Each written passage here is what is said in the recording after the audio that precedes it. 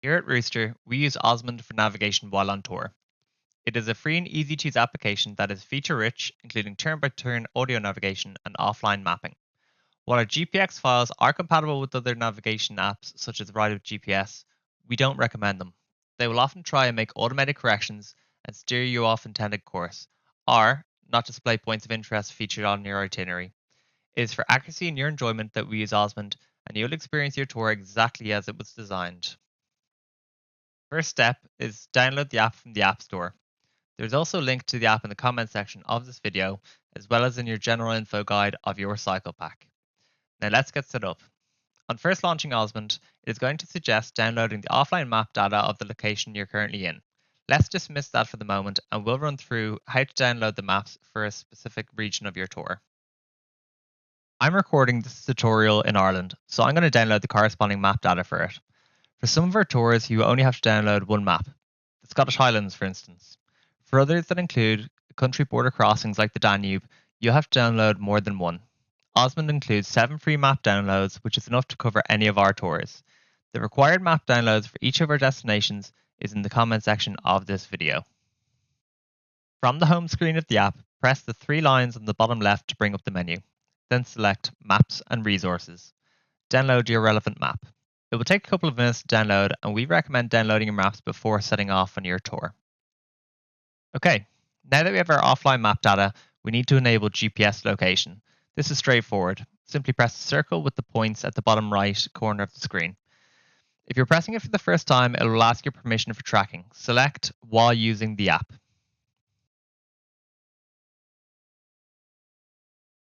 The next step is to load your tour GPX tracks into OSMand. Open the cycle pack email you would have received, then scroll down to where the GPX files are attached. Click on them and upload them one by one into OSMand. When given the opening app choice, OSMand should be the first option. If it isn't, scroll across and maybe you'll find it in the More section.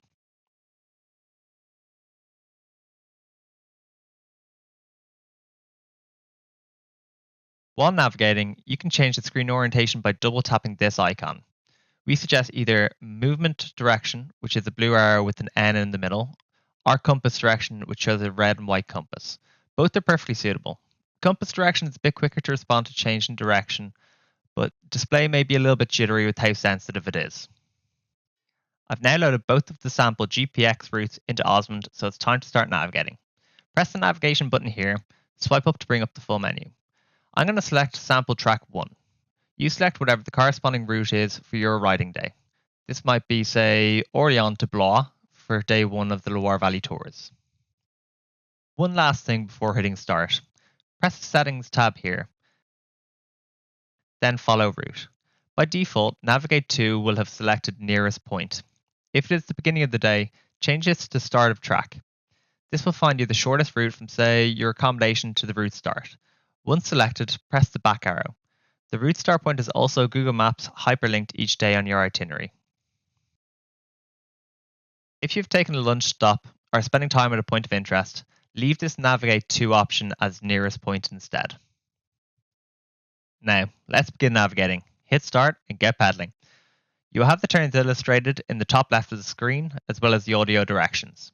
In the top right, you have distance from the finish, your speed, and estimated finish time. Take the estimated finish times with a pinch of salt. It doesn't factor in any elevation changes, which may slow you down or speed you up. Along the track, you will see these yellow stars. They are your points of interest that are mentioned in your day-by-day itinerary. There might be a landmark, wine tasting location, or suggested lunch stop. Tap on the yellow dot and it will bring up the full name of the point of interest. Here is a shopping centre along my sample route. Most of the time, the route will take you right past the point of interest, but not always. The exact location of the POI is hyperlinked in your itinerary and may require a couple of minutes detour. Here is another sample point of interest. This time it's the Dog Cafe. If you're taking a break on your cycle to eat or explore, you can stop the navigation by pressing this icon here. Try to follow the track as closely as possible. While our GPX is always manicured for accuracy, sometimes there may be a diversion, construction in the area, etc. Use your best judgment to safely meet up with the track further along.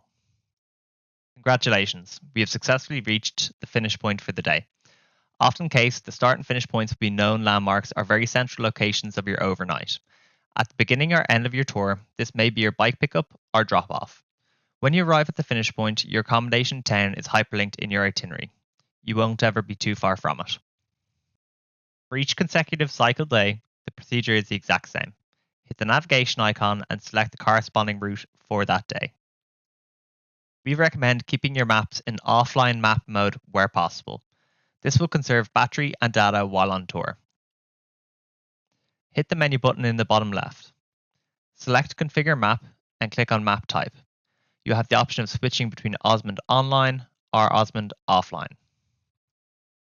We hope you found this navigation tutorial helpful and are now set for the incredible trails ahead. If you run into any difficulties while on tour, you can reach us directly on our WhatsApp channel. You'll be back on track in no time. Enjoy your tour and thank you for watching.